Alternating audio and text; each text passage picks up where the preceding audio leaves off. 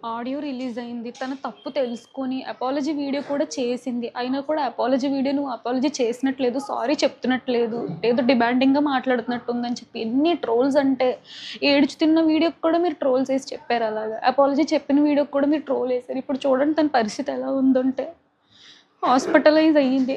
హాస్పిటల్‌లో బ్రీతింగ్ అందక ఐసీయూలో ఉంది. ఆక్సిజన్ పెట్టారు. అసలు ఇటువంటి ఘోరమైన స్థితి ఎవ్వరికీ రాకూడదు. తను చేసింది తప్పే అండి. నేను కాదనట్లేదు, ముమ్మాటికి తప్పే. కానీ తను చేసిన తప్పుకి రియలైజ్ అయ్యి సారీ అడిగింది కదా!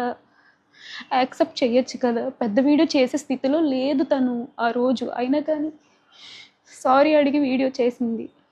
కానీ ఈరోజు ఆ వీడియోకి కూడా ట్రోల్స్ ఏస్తున్నారు. మీమ్స్ పేజెస్ వాళ్ళు, ట్రోల్స్ పేజెస్ వాళ్ళు ఎవరైతే ఇన్‌స్టాగ్రామ్‌లోని, యూట్యూబ్‌లోని థంబ్‌నెయిల్స్ పెట్టి మరి చెప్పలేనండి. మొన్నే మా ఇంట్లో మా డ్యాడీ చనిపోయారు. 3 నెలలు కూడా అవ్వలేదు ఆయన చనిపోయి. ఇంక ఈ బాధ తట్టుకునే ఓపిక, శక్తి కూడా మాకు లేదు. ఇంకో చావు మా ఇంట్లో జరగొద్దని నేను కోరుకుంటున్నాను. ఆ పిల్లకి ఏమవుతదో అనిపించింది. పచ్చళ్ళ బిజినెస్ వద్దు, యూట్యూబ్ వద్దు, ఏమొద్దు. అది సేఫ్‌గా ఉంటే చాలు. ప్లీజ్ మీకు దయచేసి రిక్వెస్ట్ చేస్తున్నాను. ఈ ట్రోల్స్, మీమ్స్ ఏవైతే ఉంటే కొంచెం ఆపండి. మిమ్మల్ని రిక్వెస్ట్ చేసుకొని అడుగుతున్నాను.